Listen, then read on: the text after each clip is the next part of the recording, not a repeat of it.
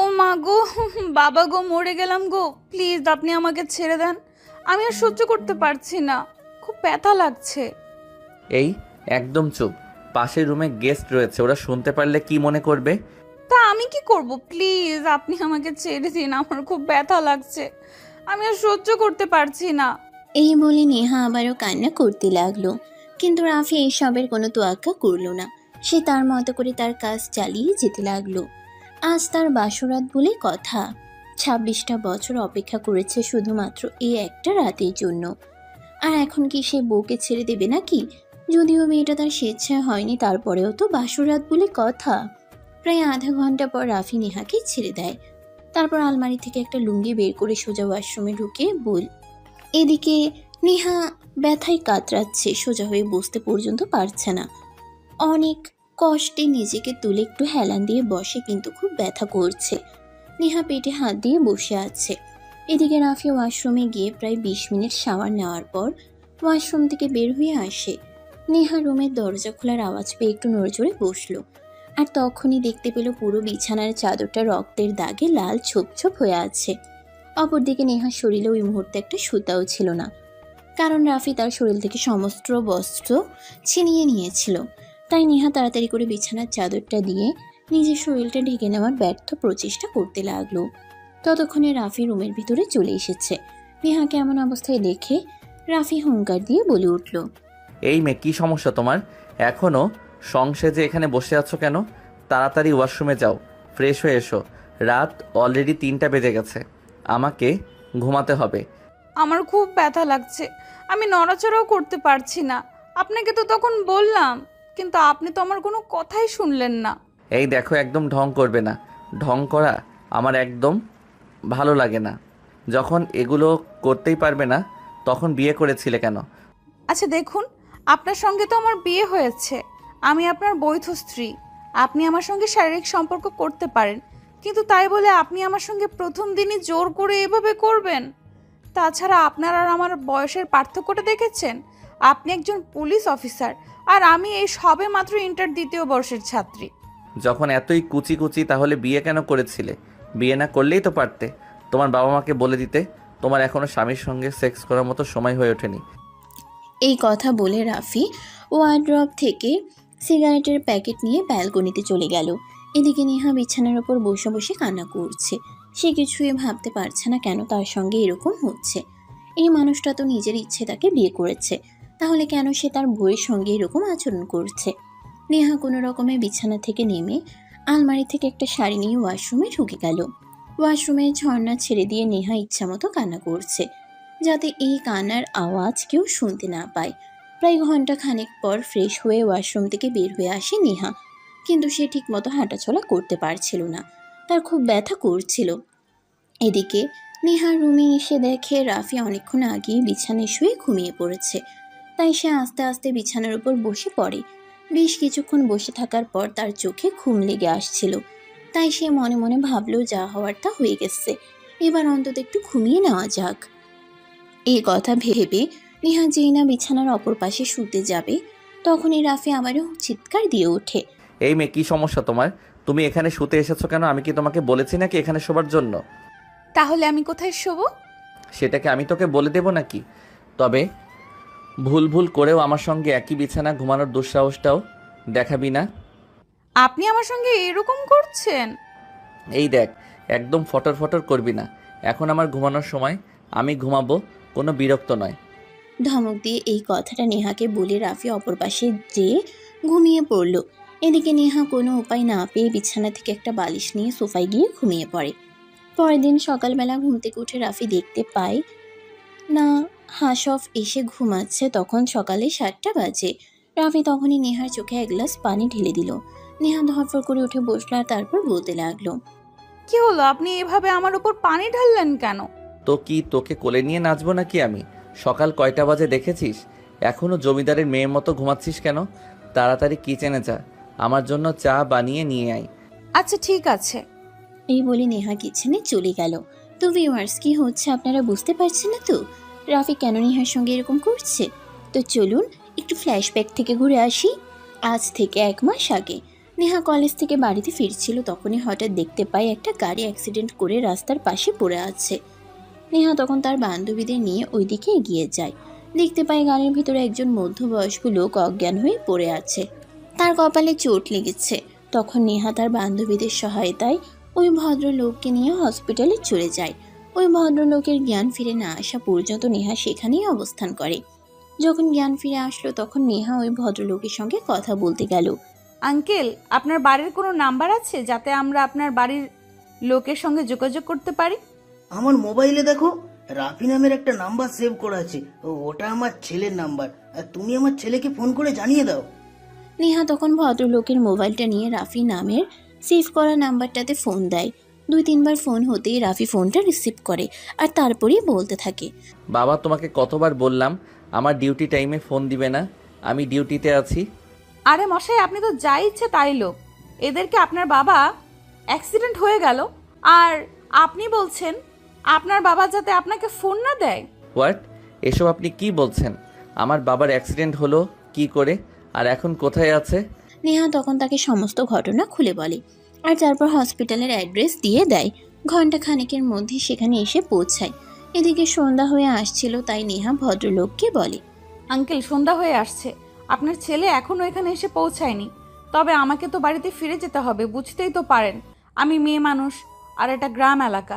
হ্যাঁ মা, তুমি একদম ঠিক কথাই বলেছো। আচ্ছা, একটা কাজ করো, তোমার বাড়ির ফোন নাম্বারটা আমার মোবাইলে সেভ করে রেখে যাও, যাতে আমি তোমার খোঁজ নিতে পারি ঠিক মতো বাড়ি গিয়ে পৌঁছেছো কিনা। আর তোমাকে অসংখ্য ধন্যবাদ। তুমি না থাকলে আজ আমার কি যে হতো সেটা ভাবতেই পারছি না। নেহা তখন তার বাড়ির ল্যান্ডলাইন নাম্বারটা ওই ভদ্রলোকের মোবাইলে সেভ করে দিয়ে তারপর সেখান থেকে সোজা বাড়িতে চলে আসলো। বাড়িতে আস্তে আস্তে সন্ধ্যা ঘনিয়ে রাত হয়ে গেছে। এদিকে নেহা বাড়িতে আসতে দেরি হয়েছে দেখে নেহার বাবা মা দুজনেই চিন্তিত হয়ে পড়েন। তাদের মেয়ে তাদেরকে না বলে কখনোই কোথাও যায় না, তাহলে আজ কোথায় গেল? নেহা বাড়ির দরজার সামনে এসে কলিং বেল চাপ দিতেই তার আম্মু এসে দরজা খুলে দিল আর নেহাকে দেখে উদ্বিগ্ন কণ্ঠে বলতে লাগলো, কিরে নেহা, এতক্ষণ তুই কই ছিলি? তুই জানিস আমাদের কতটা চিন্তা হচ্ছিল। নেহা তখন তার আম্মুকে সমস্ত কথা খুলে বলে আর তারপর নিজের রুমে চলে যায়। ফ্রেশ হয়ে ড্রয়িং রুমে এসে বসে আর তখনই হঠাৎ টেলিফোনটা বেজে উঠল।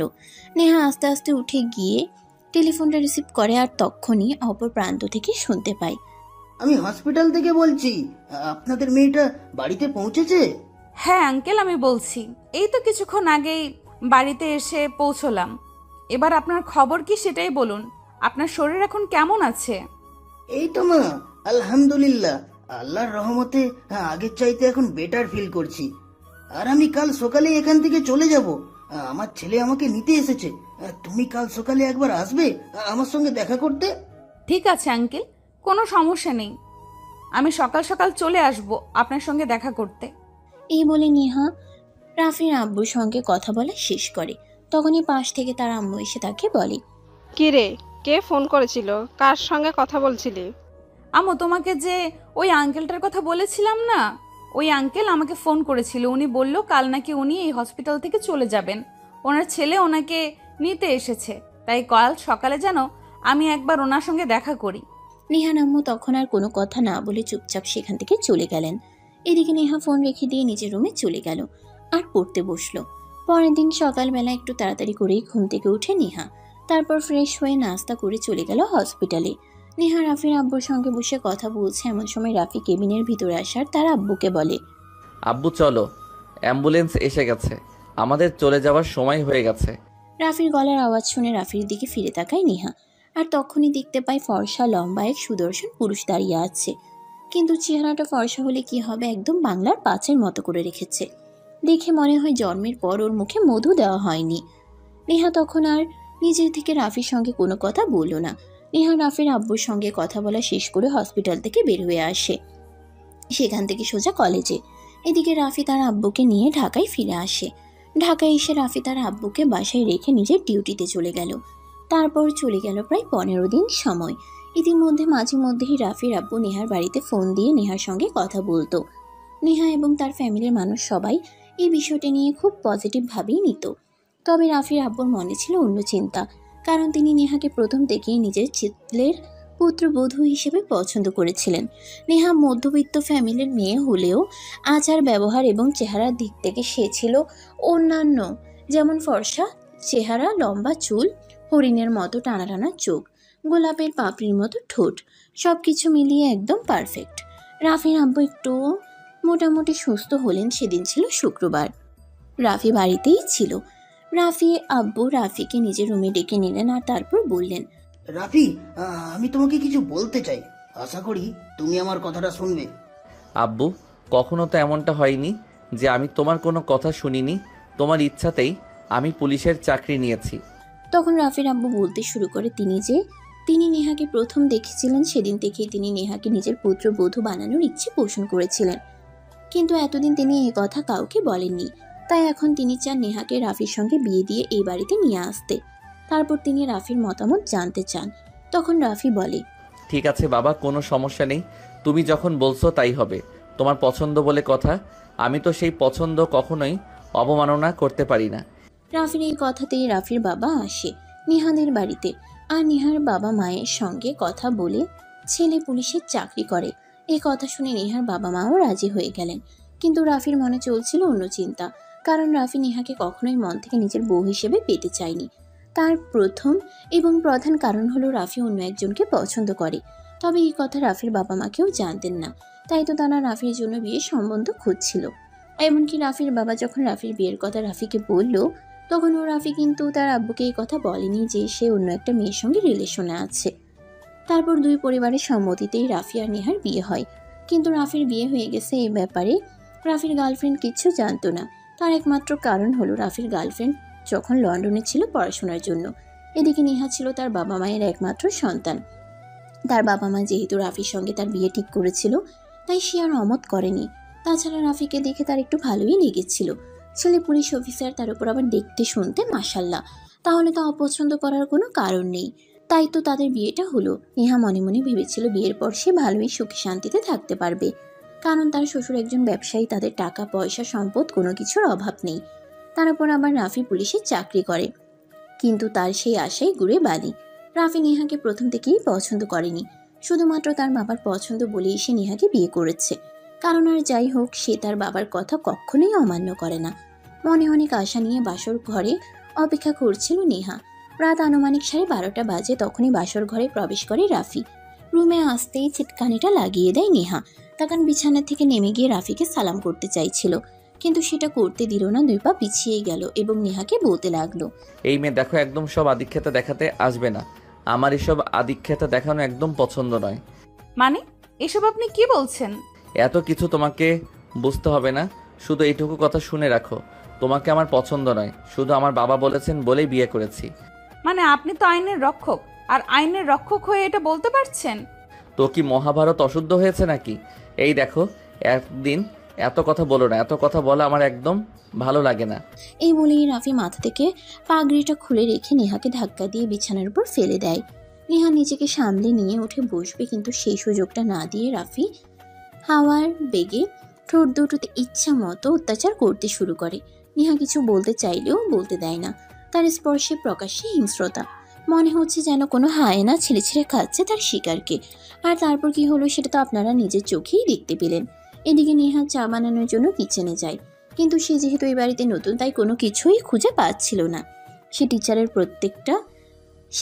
প্রত্যেকটা বয়াম খুলে খুলে দেখছিল কোথায় কি আছে না আছে। তখনই রাফির আম্মু সেখানে আসে। রাফির আম্মু নেহাকে সেখানে দেখেই বলে, বৌমা, তুমি এত সকালে কিচেনে কেন? তোমার সকালবেলা ক্ষুধা লাগলে সেটা তুমি আমাকে বললেই পারতে। আমি সকালবেলা ঘুম থেকে উঠে রান্না করে নিতাম। তুমি নতুন বউ, কিচেনে আসার কি দরকার? বাড়ি ভর্তি মেহমান, তারা দেখতে পেলে কি মনে করবে?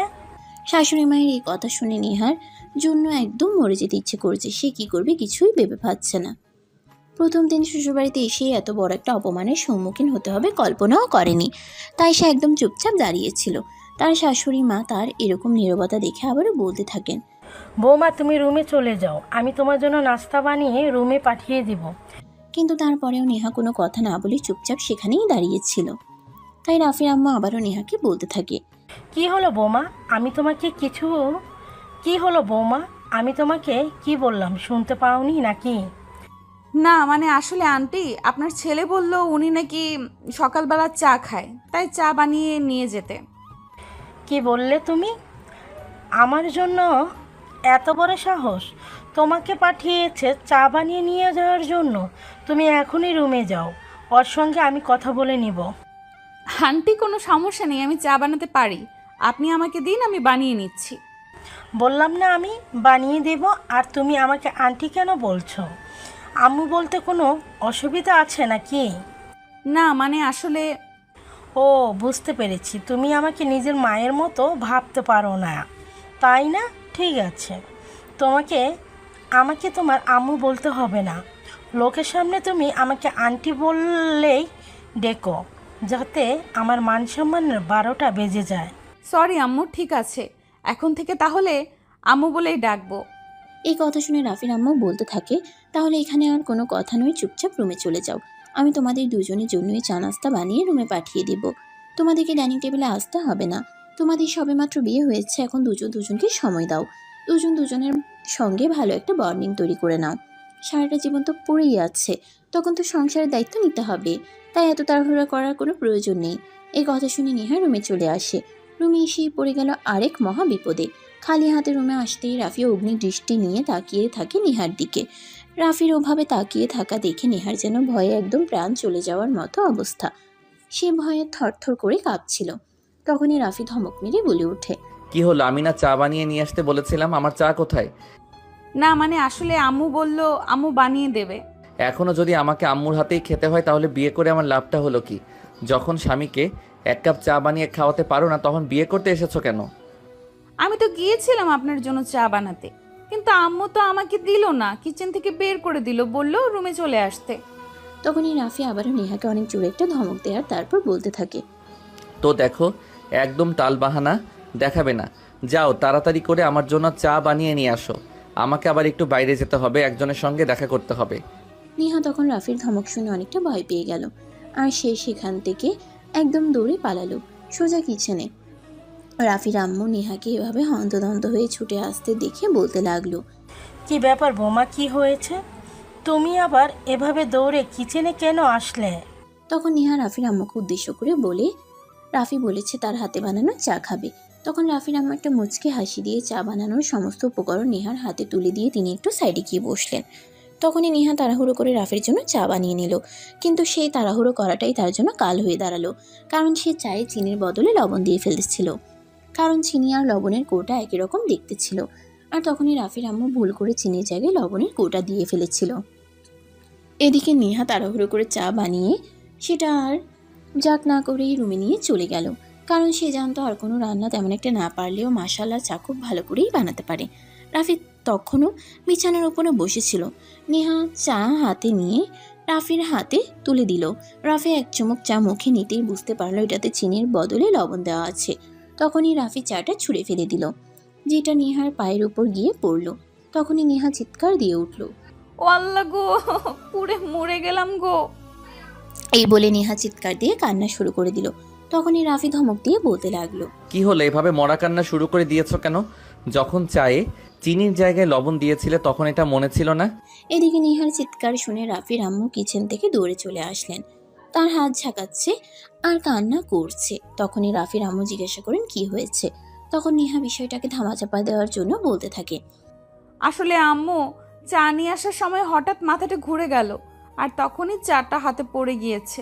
রাফির আম্মু তখন নেহাকে সেখান থেকে নিয়ে সোজা নিজের রুমে চলে গেলেন, আর তারপর মলম লাগিয়ে দিলেন। নেহা তখনও কান্না করছিল। তখন রাফির আম্মু নেহাকে রুমে এসে বিশ্রাম করতে বলে, আর তিনি কিচেনে চলে যান। সবার জন্য খাবার বানাতে হবে তাই। নেহা তখন শাশুড়ি আম্মুর রুমে বসেছিল। তখনই আবারও রাফি তাকে নিজের রুমে ডেকে নেয় আর বলতে থাকে, এই নেহা, এদিকে আসো। রাফির ডাক শুনে নেহা আস্তে আস্তে রুমের দিকে চলে আসে। রুমে এসে দেখতে পাই রাফি কোথাও একটা যাওয়ার জন্য তৈরি হচ্ছে। তখনই নেহাকে দেখে আবারও রাফি বলতে থাকে, আমার মোবাইলটা এখানে রেখেছিলাম, আমার মোবাইলটা কোথায়? ওটা তো ওয়ারড্রপের উপর রাখা আছে, আব্বু ফোন করেছিল তাই আব্বুর সঙ্গে কথা বলছিলাম। আমার নাম্বার তোমার আব্বু কোথায় পেলো? আসলে গতকাল আব্বুর সঙ্গে কথা বলতে ইচ্ছে করছিল, তাই আম্মুকে বলেছিলাম, তখন আম্মুই আপনার ফোনটা আমাকে এনে দিয়েছিল। দেখো, আমার ফোন একদম ধরবে না, তাহলে কিন্তু খুব খারাপ হয়ে যাবে বলে দিলাম। এই বলে রাফি রুম থেকে বের হয়ে হনহন করে চলে গেল। এদিকে নিহা মনে মনে ভাবছে এই মানুষটা এরকম কেন, যার সঙ্গে এই সম্বোধ করে বিয়ে হয়েছে, সবকিছু জেনেই বিয়ে করেছে, তারপরও কেন এরকম আচরণ করে। নিহার কোনো কিছুই ভালো লাগছে না। এদিকে হাত পুড়ে যাওয়ার যন্ত্রণা, অপরদিকে পেট ব্যথা, সবকিছু একদম অসহ্য লাগছে। কিন্তু তারপরেও কি হবে, আজ বিকেলেই আমার রিসেপশন পার্টি, অনুষ্ঠানের আয়োজন করা হয়েছে। নিহা নিজের রুমে বসে বিশ্রাম নিচ্ছে না, তখনই আবার তার শাশুড়ি আম্মু তাকে ডাইনিং টেবিলে সকালে নাস্তা করার জন্য। নাস্তা শেষ হতে না হতেই পার্লার থেকে মেয়েরা চলে আসে নিহাকে সাজানোর জন্য। নিহাকে সাজানো প্রায় শেষের দিকে, কিছুক্ষণের মধ্যেই বাড়িতে মেহমানরা আসা শুরু করবে। এদিকে রাফি তখনও বাড়িতে আসছে না। এটা দেখে রাফির আম্মু নিহাকে বলে, কি ব্যাপার বৌমা, রাফি কোথায় গেল, এখনো আসছে না কেন? আমি তো জানি না আম্মু, আপনার ছেলে আমাকে কিছুই বলে যায়নি। এসব তুমি কি বলছো বৌমা? রাফি তোমাকে কিছু বলে যায়নি? আমার ছেলেটা কেন যে এরকম করে আমি সেটা কিছুতেই বুঝতে পারি না। ঠিক আছে, তুমি অপেক্ষা করো, আমি ফোন করে দেখছি। এই বলে রাফির আম্মু চলে গেল। তার ঠিক 20 মিনিট পরেই রাফি এসে রুমে প্রবেশ করলো।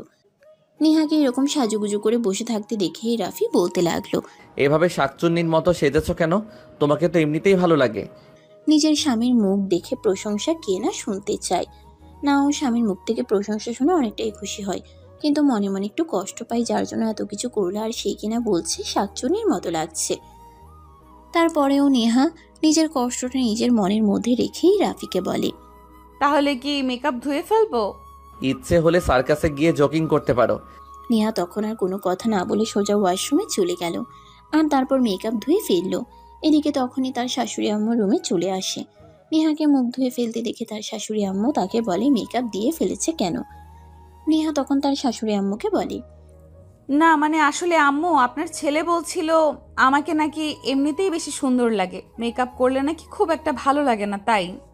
ও আচ্ছা, তাহলে এ ব্যাপার, ঠিক আছে, কোনো সমস্যা নেই। তোমার স্বামী তোমাকে যেভাবে দেখতে চায় তুমি সেভাবেই থাকবো। এগুলো রাফির আম্মু চলে যায়। কিছুক্ষণ পর রাফি তৈরি হয়ে নেয়, কারণ সে ভিতরে ভিতরে যতটাই খারাপ থাকুক না কেন, উপরে উপরে কখনোই এতটা খারাপ দেখাবে না। তাই সে নেহাকে নিয়ে ড্রয়িং রুমে চলে আসে। সারা বিকেল ধরে চলে রিসেপশনের পার্টি, সবাই অনেক আনন্দ করে মজা করে, কিন্তু নেহা নিজের বিয়েটা এতটা মজা করতে পারছে না। তার কারণ হলো রাফি গতকাল রাতে তার উপর যতটা অত্যাচার চালিয়েছে, তারপর নেহা সোজা হয়ে দাঁড়াতেই পারছিল না, ঠিকমতো হাঁটাচলাও করতে পারছিল না। দেখতে দেখতে রিসেপশনের অনুষ্ঠান শেষ হয়। নেহার বাবা রাফি এবং নেহাকে পরের দিন একবার তাদের বাড়িতে যেতে বলে। রাফি তখন তার শ্বশুর মশাইকে কোনো উত্তর দিল না, চুপচাপ শুধু শুনে নিল। এদিকে রাতের খাবার খাওয়া শেষ হলে রাফি রুমে চলে আসে। নেহা তখন শাশুড়ি মায়ের সঙ্গেই বসেছিল। এই বাড়িতে নেহাকে সাপোর্ট করার জন্য শুধু তার শ্বশুর মশাই আর শাশুড়ি মাই আছেন, যারা নেহাকে খুব বেশি ভালোবাসেন। নেহা বেশ কিছুক্ষণ তো শাশুড়ি মায়ের সঙ্গে বসে বসে গল্প করে, তারপর তার শাশুড়ি মা তাকে রুমে দিয়ে যায়। নেহা আস্তে আস্তে রুমে প্রবেশ করে। এদিকে রাফি অনেকক্ষণ ধরেই অপেক্ষা করছিল তার জন্য। নেহা রুমে প্রবেশ করেছে এটা দেখে রাফি উঠে গিয়ে দরজাটা লাগিয়ে দেয় আর তারপর চিৎকার দিয়ে বলে ওঠে, এতক্ষণে তোমার সময় হলো রুমে আসার? আসলে আম্মুর সঙ্গে বসে একটু গল্প করছিলাম, আম্মুর সঙ্গে বসে গল্প করতে ভালোই লাগছে, তাই গল্প করতে করতে কখন যে সময় কেটে গেছে বুঝতে পারিনি। ও তাই? এদিকে যে আমি রুমে বসে অপেক্ষা করছি সেটার বুঝি কোনো দাম নেই? আমার জন্য আপনাকে অপেক্ষা করতে হবে কেন? আপনি তো ঘুমিয়ে পড়লেই পারতেন। আমাকে তো আজকেও সোফাতেই ঘুমাতে হবে, তাহলে আর অপেক্ষা করার কি আছে? একদম বেশি কথা বলবে না বলে দিলাম, তাহলে কিন্তু একদম গলা থেকে মেরে ফেলবো। এই কথাটা বলে রাফি নেহাকে ধাক্কা দিয়ে বিছানার উপর ফেলে দিল আর তারপরে একে একে করে নেহার শরীর থেকে সমস্ত কাপড় ছিনিয়ে নিতে শুরু করলো। এদিকে নেহা এসব কিছু দেখে ভয়ে জড়সড় হয়ে যাওয়ার মতো অবস্থা, কারণ সে খুব ভালোভাবে বুঝতে পারছে তার সঙ্গে কি হতে চলেছে। নেহা ভয়ে একদম কাঁপাকাঁপি শুরু করে দিয়েছে। এটা দেখে রাফি ধমক দিয়ে বলতে থাকে, কি সমস্যা? এইভাবেই কবুতরের বাচ্চার মতো কাঁপাকাঁপি করছো কেন? প্লিজ আপনি আমার সঙ্গে আর এরকম করবেন না, আমি এখনো ওই জায়গাটায় খুব ব্যথা পাচ্ছি। তো আমি কি করব?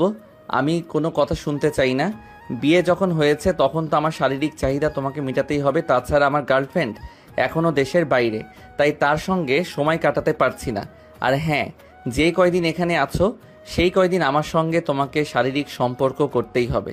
প্লিজ আপনি আমার সঙ্গে এরকম করবেন না, আমি তো আপনার কোনো ক্ষতি করিনি। তাহলে কেন করছেন আমার সঙ্গে এরকম?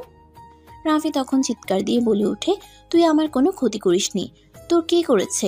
তোর জন্যই তো আমার ঝামেলা হয়েছে।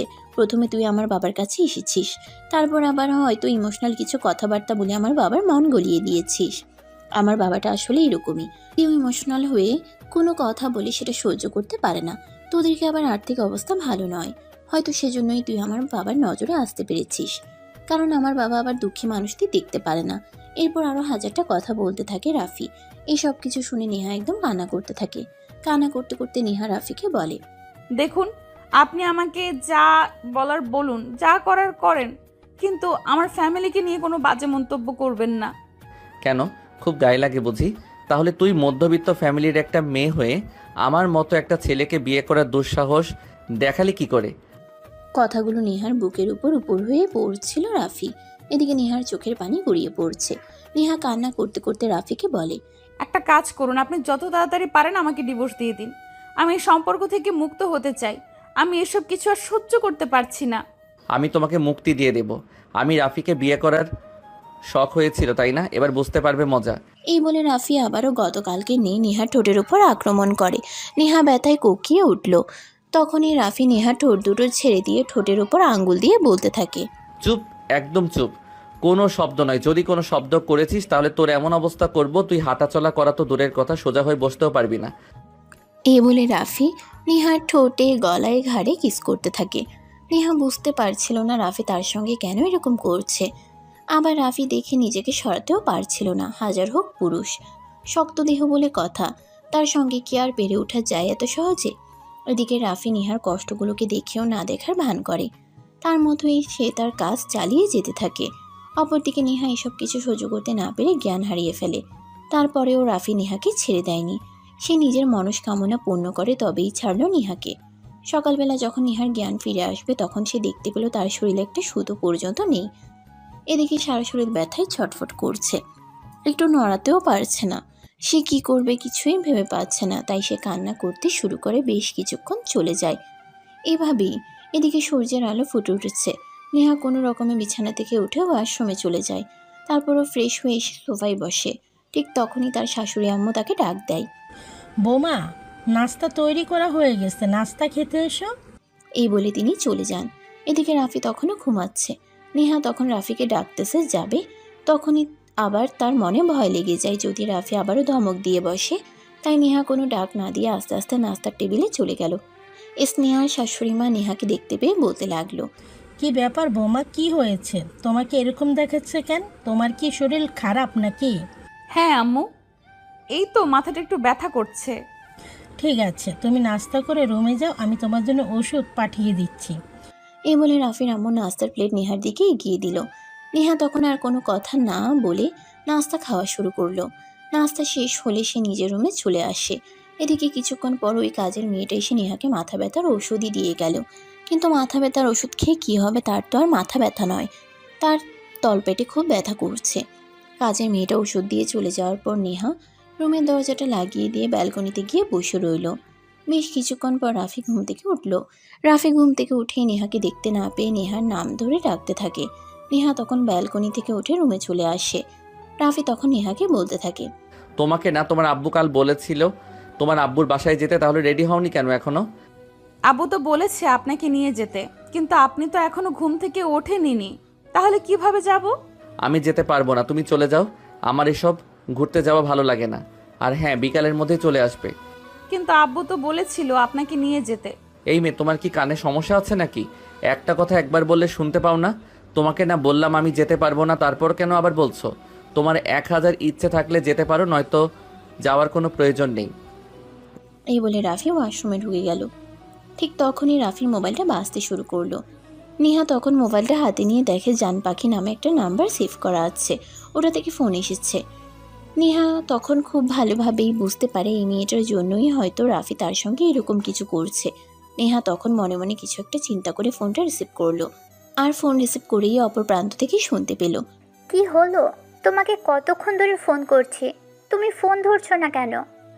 আপনি যাকে ফোন করেছেন সে এখন শাওয়ার নিচ্ছে। কিন্তু তুমি কে? আমি যতদূর জানি রাফির ফোন তারা ফ্যামিলির মানুষ ব্যতীত অন্য কেউ রিসিভ করে না। তাহলে নিশ্চয়ই এতক্ষণে বুঝতে পেরে গেছেন আমি কে। মানে আমি তো কিছুই বুঝতে পারছি না। এই মেয়ে, তুমি তোমার পরিচয় দাও। আর রাফির ফোন তুমি রিসিভ করেছো কোন সাহসে? ও আচ্ছা, তাহলে আপনি বুঝতে পারেননি। তা আমি আপনাকে বুঝিয়ে বলছি, আমি রাফির বউ। তার সঙ্গে 2 দিন আগেই আমার বিয়ে হয়েছে। আশা করি এরপর আর কিছুই বলার প্রয়োজন নেই। কথাটা বলতেই অপর প্রান্তে থাকা মেয়েটা তেলে বেগুনে জ্বলে উঠল। সে কি বলবে আর কি করবে কিছুই ভেবে পাচ্ছে না। এদিকে ঠিক তখনই রাফি ওয়াশরুম থেকে বের হয়ে আসে। নেহা তখনই মোবাইলটা রাখছিল। রাফি নেহার হাতে মোবাইলটা রেখে গিয়ে চিৎকার করে বলতে থাকে, তোমাকে না বলেছিলাম তুমি আমার মোবাইল ধরবে না, তারপরও কেন তুমি আমার মোবাইল ধরেছো? ওই যে আমার জান পাখি ফোন করেছিল তাই। প্রিয়া আমাকে ফোন করেছিল, আর সেই ফোনটা তুমি রিসিভ করেছো। তোমার এত বড় সাহস হলো কি করে? এখন কি আমাকে কি করবে সেটা তো আল্লাহই ভালো জানে। এই বলে তখনই নেহার হাত থেকে ছো মেরে মোবাইলটা নিয়ে নিল রাফি। আর তারপর মোবাইলটা আনলক করে রাখলে সত্যি সত্যি প্রিয়া তাকে ফোন করেছিল। সে ভাবতেই পারছে না এখন তার সঙ্গে কি হতে চলেছে, কারণ প্রিয়া তাকে ভালোবাসে আর সেই প্রিয়াকে ভালোবাসে। সে বিয়ে করেছে এই কথাটা নিয়ে এখনো জানে না। আর এখন কিনা নেহা ফোন রিসিভ করে বলে দিয়েছে তার সঙ্গে রাফির বিয়ে হয়ে গেছে। এখন প্রিয়া কি করে সেটা আল্লাহই ভালো জানে। এই বলে রাফির আগে কটমট করতে করতে নেহার গালে ঠাস করে একটা চর বসিয়ে দিল। চরের তাল সামলাতে না পেরে নেহা ছিটকে পড়ে গেল। চেয়ারের কোনায় লেগে নেহার কপাল অনেকটাই কেটে গেছে। নেহার কপাল থেকে ধার বেয়ে রক্ত পড়তে লাগলো। ততক্ষণে নেহা জ্ঞান হারিয়ে ফেলেছে। ছিটকে পড়ে গিয়ে নেহার কোনো রেসপন্স নেই। এটা দেখে রাফি নেহার কাছে আসে আর তখনই বুঝতে পারে নেহা অজ্ঞান হয়ে গেছে। রাফি তখন নেহার চোখে মুখে পানি দিয়ে জ্ঞান ফেরানোর চেষ্টা করে, কিন্তু তাতে কোনো লাভ হয় না। অনেকক্ষণ সময় কেটে যাওয়ার পরেই যখন কোনো কিছুতেই কাজ হচ্ছিল না, তখন রাফি নেহাকে পাজা করে কোলে তুলে নিল আর তারপর বাসা থেকে বের হয়ে সোজা হসপিটালে নিয়ে চলে আসলো। এদিকে এত কিছু ঘটে গেছে, সেই সবের কোনো কিছুই রাফির আব্বু আম্মু কেউই জানতো না। দুপুরের দিকে রাফির আম্মু নেহাকে ডাকার জন্য তাদের রুমে গেল, কিন্তু রুমে গিয়ে তাদের কাউকেই দেখতে পেল না। রুমের দরজা খোলা, এটা দেখে তিনি কিছুটা শঙ্কিত হন এবং সঙ্গে সঙ্গে রাফির নাম্বারে ফোন করেন। অতঃপর তিনি রাফির নাম্বারে ফোন করে জানতে পারেন তার হাতে যেন এই হসপিটালে রয়েছে। দেরি না করে হসপিটালে চলে আসেন। রাফি তখন কেবিনের বাইরে দাঁড়িয়েছিল। রাফির আম্মু রাফিকে দেখেই বলেন, এসব কি করে হলো আমি সেটা জানতে চাই। রাফি তখন কোনো কথাই বলে না, চুপচাপ দাঁড়িয়ে আছে। এটা দেখে রাফির আম্মু আবারও চিৎকার দিয়ে বলে, কি হলো? আমি তোমাকে কোনো কিছু জিজ্ঞেস করেছি, তুমি কি শুনতে পাওনি নাকি? আমার কথার উত্তর কেন দিচ্ছ না? আসলে আম্মু আমার ফোনে একটা কল এসেছিল আর ও সেটাই ধরে ফেলেছিল তাই। তখনই রাফির আম্মু ঠাস ঠাস করে রাফির 2 গালে 2টা চর বসিয়ে দিয়ে বলতে থাকেন, তুমি এরকমটা করতে পারো এটা আমি কোনোদিন কল্পনাও করিনি। সে তোমার বউ, তোমার সমস্ত জিনিস হাত দেওয়ার অধিকার তার রয়েছে। আর সে একটা ফোন রিসিভ করে সেরকম কোনো অপরাধ করেনি, যার কারণে তুমি তাকে হসপিটালে নিয়ে এসেছো। একটা কথা কান খুলে শুনে রাখো, যদি মেয়েটার কিছু হয়ে যায় না, তাহলে কিন্তু আমি এবং তোমার আব্বু তোমাকে কখনোই ক্ষমা করব না। সরি আম্মু, আমি আসলে বুঝতে পারিনি এত দূর চলে আসবে ব্যাপারটা। কথা বলতে বলতেই ডাক্তার কেবিন থেকে বের হয়ে আসলেন। তখনই রাফি দৌড়ে ডাক্তারের কাছে গেলেন আর ডাক্তারকে জিজ্ঞাসা করলেন নেহার এখন কি অবস্থা। তখন ডাক্তার বলতে থাকেন, he is out of danger. তবে এটা হলো কি করে? It's just an accident. Doctor, আমরা কি নেহাকে বাড়ি নিয়ে যেতে পারি? না, আজকে তো নিতে পারবেন না। আজকের দিনটা হসপিটালেই রাখতে হবে। কাল চাইলে বাড়িতে নিয়ে যেতে পারবেন। এই বলে ডাক্তার সেখান থেকে চলে গেলেন। আর তখনই রাফির আম্মু রাফিকে বলতে লাগলো, রাফি, আসল ঘটনা কোনটা সেটা আমি জানতে চাই। রাফি তখন কোনো কথাই বলে না, চুপচাপ দাঁড়িয়ে থাকে। এদিকে ঠিক তখনই সিস্টার এসে জানান দেয় নেহার জ্ঞান ফিরে এসেছে। এই কথা শুনে রাফি আর তার আম্মু দুজনেই দৌড়ে নেহার কাছে চলে গেল। রাফি আর রাফির আম্মু দুজনেই গিয়ে নেহার পাশে বসেন। রাফির আম্মু তখন নেহার হাত দুটো ধরে বলতে থাকেন, বৌমা, ওর হয়ে আমি তোমার কাছে ক্ষমা চাইছি, প্লিজ এবার আমাকে ক্ষমা করে দাও। আমার ছেলেটাকে আসলেই আমি শিক্ষিত করতে পারিনি, তার জন্য ব্যর্থতা শুধুমাত্র আমার। তবে কোনো চিন্তা করো না, এখন যেহেতু বুঝতে পেরেছি আমার শিক্ষাটা সম্পূর্ণ হয়নি, তাই এখন থেকে অন্য পদ্ধতিতে শিক্ষা প্রদান করব। আম্মু, এসব আপনি কি বলছেন? ওনার কোনো দোষ নেই। আমি মাথা ঘুরে পড়ে গিয়েছিলাম, আপনাকে বলছিলাম না মাথাটা ব্যথা করছিল। দেখো, একদম মিথ্যে কথা বলো না। আমি জেনে গেছি সমস্ত ঘটনা, তাই আমার কাছে লুকোনোর কোনো প্রয়োজন নেই। রাফি, তুই বাড়ি চলে যা। আমি আজ বৌমার কাছে থাকি, সকালে চলে আসবি। বৌমাকে নিয়ে বাসায় যাব। রাফি তখন কোনো কথা না বলে সেখান থেকে উঠে চলে আসলো। বাসায় এসে ফ্রেশ হয়ে বিছানায় একটু শুয়েছিল। ঠিক তখনই আবারও প্রিয়া নাম্বার থেকে ফোন আসে। রাফি কি করবে ভেবে পাচ্ছে না। রাফি আর ফোনটা রিসিভ করলে এক বস্তা কথা শুনতে হবে, এই ভেবে রাফি ফোনটা রিসিভ করছিল না। এদিকে প্রিয়া একটার পর একটা ফোন দিয়ে যাচ্ছিল। অবশেষে বাধ্য হয়ে রাফি ফোনটা রিসিভ করে, আর ফোনটা রিসিভ করা মাত্রই অপর প্রান্ত থেকে শুনতে পায়। এই শুয়োরে বাচ্চা, তুই নাকি বিয়ে করেছিস, তোর নাকি বউ আছে। দাঁড়া, আমি কালকেই বাংলাদেশে আসছি, তোর ব্যবস্থা করছি। ডার্লিং, প্লিজ তুমি শান্ত হও, আমার কথাটা তুমি শোনো। আমি তোর কোনো কথাই শুনতে চাই না। তুই তাহলে আজকের দিনটা অপেক্ষা কর। আমি এমার্জেন্সি ফ্লাইটের টিকিট বুক করেছি, আর কালকেই বাংলাদেশে আসছি। তারপর দেখতে চাই তোর ওটাই কত জোর আছে। তোর একটা দিয়ে হয় না। যেই না আমি দেশের বাইরে চলে এসেছি পড়াশোনার জন্য, অমনি তোর আর আরেকটার প্রয়োজন হয়ে গেল। জানেমান, তোমাকে বললাম তো তুমি উত্তেজিত হয়ে না। আমি তোমাকে কি বলতে চাই সেটা তুমি একবার শোনো। কিন্তু প্রিয়া কোনো কথা না শুনেই ফোনটা কেটে দিল। আর ওদিকে রাফি মনে মনে ভয় পেতে লাগলো। জানি না প্রিয়া এখানে আসার পর কী হতে চলেছে।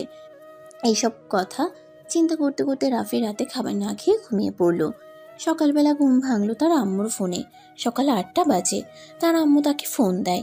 রাফি ঘুম ঘুম চোখে ফোনটা রিসিভ করে। কিরে রাফি, কই তুই? এখনো ঘুমাচ্ছিস নাকি? হ্যাঁ, এই তো আমি ঘুমাচ্ছি।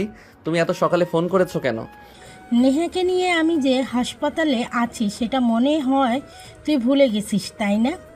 আধা ঘন্টার মধ্যে হসপিটালে আয়। নেহার কিছু মেডিসিন লাগবে, এগুলো বাইরে থেকে নিয়ে আসতে হবে। আমি এখানে নেহার কাছে আছি, বাইরে যেতে পারবো না। তাছাড়া আমারও পায়ের ব্যথাটা একটু বেড়েছে, আমার জন্য ওষুধ নিতে হবে। এই বলে রাফির আম্মু ফোনটা কেটে দিলেন। এদিকে রাফি মনে মনে নেহাকে হাজারটা গালি দিতে দিতে বিছানা থেকে উঠে ওয়াশরুমে চলে যায়। তারপর ফ্রেশ হয়ে এসে নাস্তা করে বাসা থেকে বের হয়ে গেল। হসপিটালে আসলে রাফির আম্মুর প্রেসক্রিপশনটা রাফির হাতে ধরিয়ে দিল। রাফি ওষুধগুলো নিয়ে আসলো। দুপুর 1টার দিকে নেহাকে হসপিটাল থেকে রিলিজ করা হলো। তারপর রাফি আর রাফির আম্মু দুজন মিলে নেহাকে নিয়ে বাড়িতে চলে আসে। সবে মাত্র তারা ড্রয়িং রুমে চলে এসে বসেছে, তখনই কেউ একজন কলিং বেলে চাপ দিল। এদিকে নেহাকে বাড়িতে নিয়ে এসে রাফি দরজা খুলে নিজের রুমে চলে গিয়েছিল। তখন রাফির আম্মু দরজাটা খুলে দেয়। দরজাটা খুলেই দেখতে পায় একটা অচেনা মেয়ে দাঁড়িয়ে আছে। রাফির আম্মু কিছু বলতে যাবে, তখনই মেয়েটা বলে ওঠে, এটা রাফির বাড়ি তো? না, তা না, রাফি বাড়ি নাই, এটা রাফির বাবার বাড়ি। তার বাবা এখনো বেঁচে আছে, তাই রাফি এখনো সম্পত্তির মালিক হতে পারেনি। প্রথম কথাটা শুনে প্রিয়া কিছুটা রেগে গেলেও পরে নিজেকে সংযত রেখে রাফির আম্মুকে বলে সে রাফির সঙ্গে দেখা করতে এসেছে, রাফির সঙ্গে কিছু কথা বলতে চায়। তখনই রাফির আম্মু তার পরিচয় জানতে চায়। আর তখনই ওই মেয়েটা বলতে থাকে, আমি রাফির গার্লফ্রেন্ড। আমরা দুজন 3 বছর ধরে লিভ ইন সম্পর্কে আছি। আমি 4 মাস আগেই ইংল্যান্ডে গিয়েছি আমার পড়াশোনার জন্য, আর এর মধ্যে আপনার ছেলে অন্য একটা মেয়েকে বিয়ে করে নিয়েছে। প্রিয়ার মুখ থেকে এই কথা শুনে রাফির আম্মু বলতে থাকে, দেখো, মিথ্যা কথা বলার আর জায়গা পাও না। আমার ছেলের যদি তোমার সঙ্গে সম্পর্কই থাকতো তাহলে আমার ছেলে নিজের ইচ্ছায় এই বিয়েটা করতো না। নিজের ভালো চাও তো চুপচাপ এখান থেকে চলে যাও। তুমি একটা মেয়ে মানুষ, নিজের মান ইজ্জতের ফালুদা নিজেই বানিও না। এই কথা শুনে প্রিয়া আবারও রেগে যায় আর বলতে থাকে, তো আপনার কি মনে হচ্ছে আমি মিথ্যা কথা বলছি? আপনি নিজেই আপনার ছেলেকে ডেকে আনুন, তারপর আপনার ছেলেকেই জিজ্ঞেস করুন আমি সত্য বলছি নাকি মিথ্যা। এই কথা শুনে ড্রয়িং রুমে বসে থাকা নেহা তার শাশুড়ি আম্মুকে উদ্দেশ্য করে বলতে থাকে, মেয়েটা একদম মিথ্যা কথা বলছে না, যা বলছে সত্য কথাই বলছে। আর এই মেয়েটার জন্যই তার এই অবস্থা হয়েছে। এই কথা শুনে রাফির আম্মুর আগে কটমট করতে থাকে আর বলে, এই মেয়ে, তোমার সাহস দেখে আমি অবাক না হয়ে পারছি না। যেই ছেলেটা তোমাকে রেখে অন্য একজনকে বিয়ে করে নিয়েছে, সেই ছেলেটার সঙ্গে তুমি কেন সম্পর্ক রাখতে চাস? বিয়ে করে নিয়েছে সেই ছেলেটার সঙ্গে তুমি কেন সম্পর্ক রাখতে চাই? সে যদি তোমাকে ভালোবাসতো তাহলে তোমাকে রেখে অন্য একজনকে বিয়ে করতো না। তখনই প্রিয়া বলতে থাকে, এই মেয়েটার জন্যই এসব কিছু হয়েছে।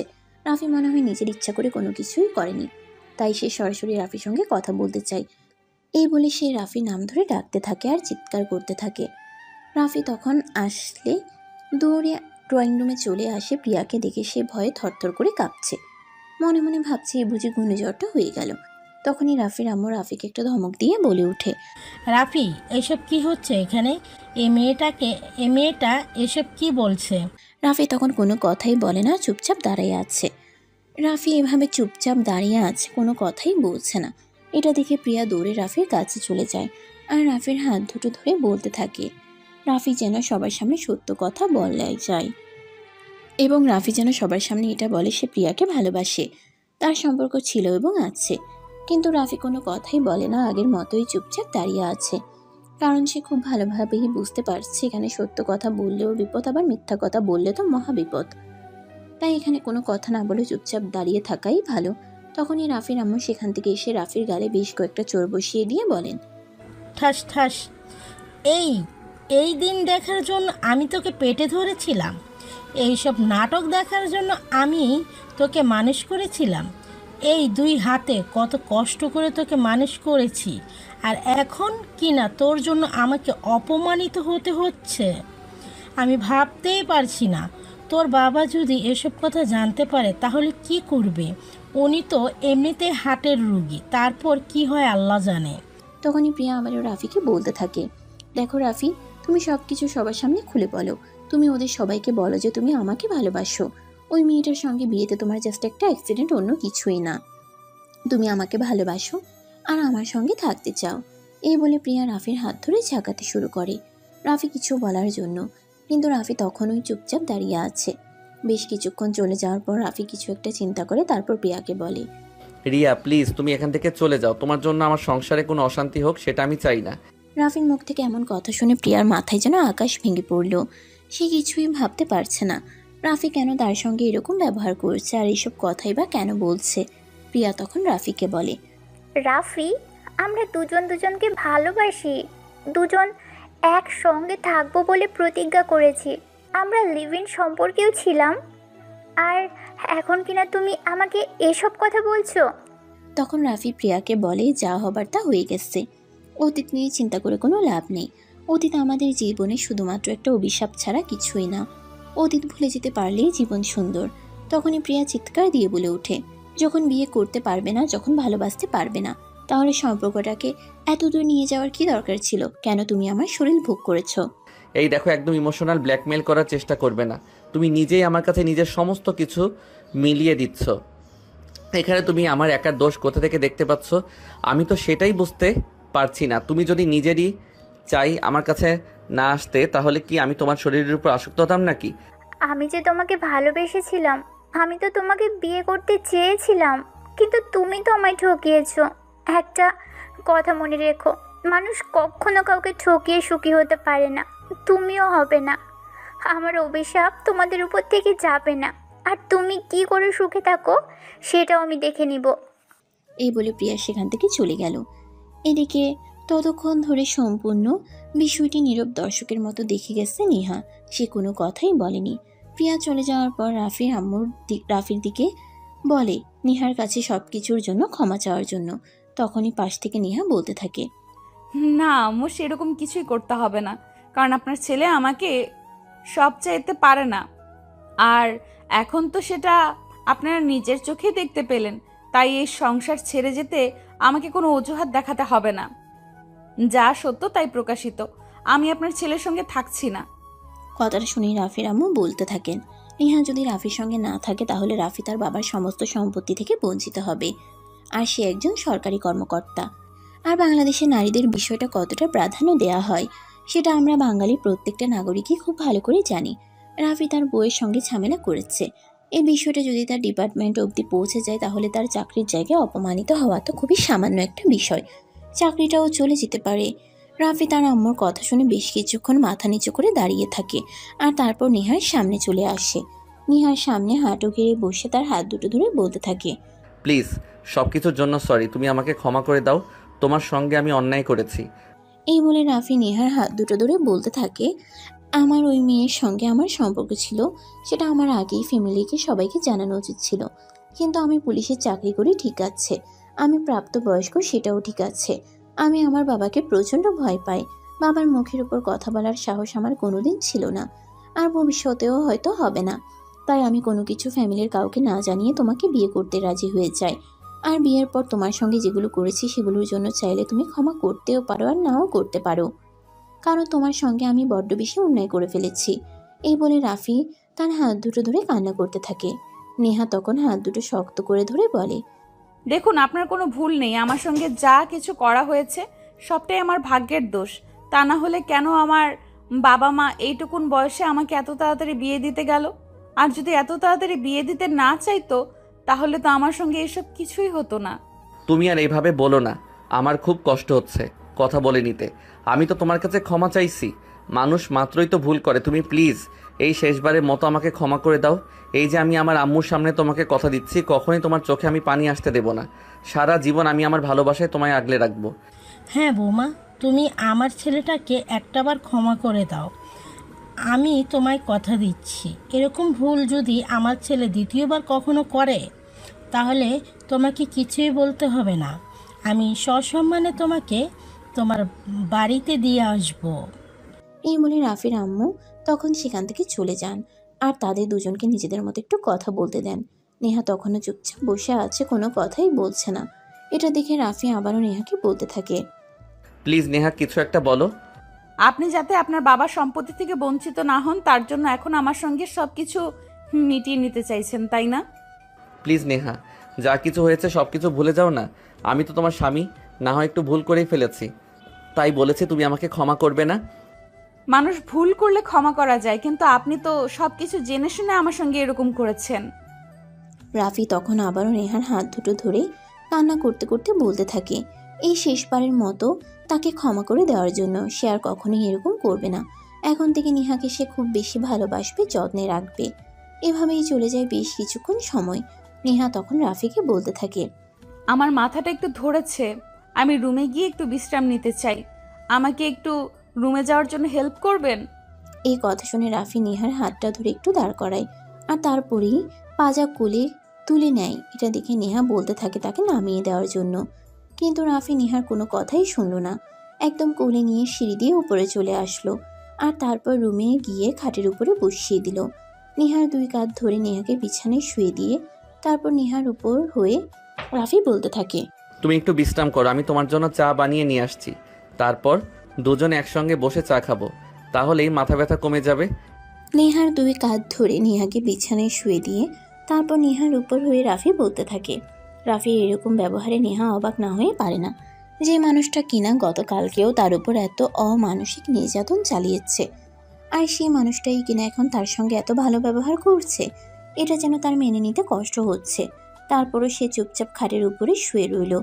এদিকে কিছুক্ষণের মধ্যেই রাফি চা বানিয়ে রুমে চলে আসে। রাফি চায়ের কাপটা টেবিলের উপর রেখে নেহাকে ধরে একটু বসিয়ে দেয়। তারপর দুজন মিলে একসঙ্গে বসে চা খায়। রাফির এরকম ব্যবহারে নেহার মনটা একটু ভালো লাগছে।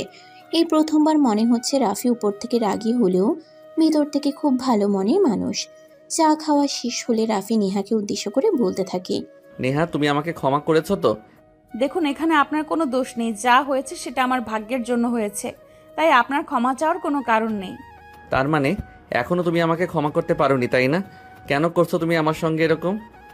আমি আবার আপনার সঙ্গে কি করলাম? এই যে বদলা নিচ্ছ। আমি কোনো বদলা নিচ্ছি না, যেটা সত্য সেটাই বলছি।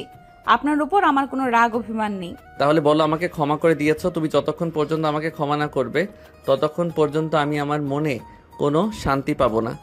এই বলে রাফি নেহার হাত ধরে বারবার রিকোয়েস্ট করতে থাকে নেহা যেন তাকে ক্ষমা করে দেয়। তারপর এক পর্যায়ে নেহা রাফিকে বলে সে রাফিকে ক্ষমা করে দিয়েছে।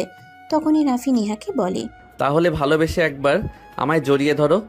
কথাটা বলার কিছুক্ষণ পর নেহা রাফিকে নিজের বুকের সঙ্গে মিশিয়ে নেয়, শক্ত করে জড়িয়ে ধরে আর তারপর বলতে থাকে, তোমার সঙ্গে যা করেছি তো করেছি, তা আর কখনোই করব না। সারা জীবন তোমায় ভালোবাসে আগলে রাখবো, আর কখনো তোমার চোখের পানি বের হতে দিব না। এটার দায়িত্ব আমি নিলাম।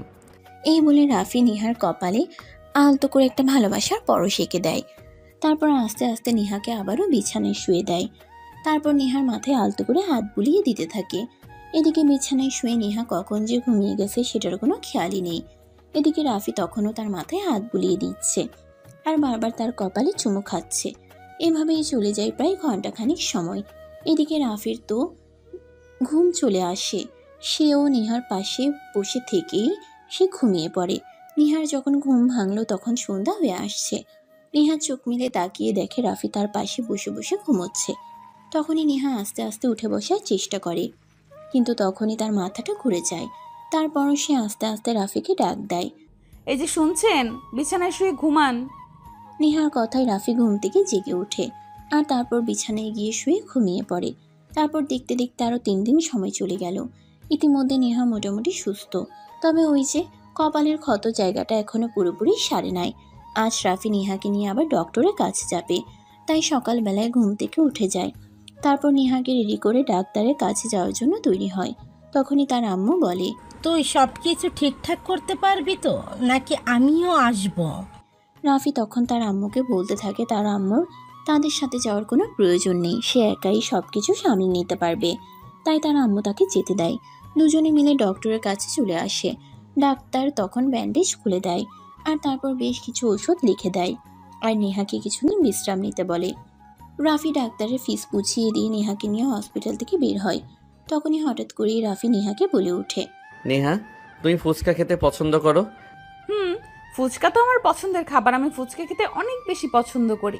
তাহলে চলো আমরা দুজনে ফুচকা খেতে চাই, তারপর না হয় বাসায় ফিরে যাবে। ফুচকার কথা শুনে নেহাও সম্মতি জানায়, কারণ ফুচকা তার খুব পছন্দের একটা খাবার। তাই দুজন মিলে ফুচকা খেতে চলে গেল। ফুচকা খাওয়া শেষ হলে দুজন মিলে বাসায় চলে আসে। এরপর দেখতে দেখতে আরও বেশ কিছুদিন সময় চলে গেল। ইতিমধ্যে কয়েকবার নেহার আব্বু ফোন করেছে নেহা এবং রাফিকে তাদের বাড়ি থেকে একবার ঘুরে আসার জন্য, কিন্তু রাফি নেহাকে নিয়ে এই অবস্থায় নেহার বাবার বাড়িতে যেতে চাইছিল না, কারণ তার বাবার বাড়ির মানুষগুলো এগুলো দেখতে পেলে রাফির সম্পর্কে একটা খারাপ ধারণা জন্ম নেবে। আর রাফি চাইতো না তার সম্পর্কে কেউ খারাপ মন্তব্য করুক। নেহা এখন সুস্থ, তার কপালের দাগটাও প্রায় মুছে গেছে। এদিকে রাফি কয়েকদিন যাবৎ ডিউটিতে যাওয়া শুরু করেছে। সেদিন রাতের বেলা অফিস থেকে আসার সময় হাতে একটা শপিং ব্যাগ আর একটা ফুলের তোড়া নিয়ে এসেছে। শপিং ব্যাগ আর ফুলের তোড়াটা নেহার হাতে দিয়ে তারপর বলে, আজ রাতেই শাড়িটা পরবে, তোমাকে নিয়ে রাতের বেলায় চাঁদ দেখব। কিন্তু নেহা বলতে থাকে, আমি তো রাতের বেলায় বাইরে যেতে ভয় পাই, অন্ধকারে আমার খুব ভয় লাগে। এই কথা শুনে রাফি বেশ কিছুক্ষণ চুপ করে থাকে আর তারপর, ভয় পাওয়ার কিছুই নেই জান পাখি, আমি তো তোমার সঙ্গে আছি। আর তোমার এই স্বামীর উপর কি তোমার একটু ভরসা নেই? থাকবে না কেন, অবশ্যই আছে।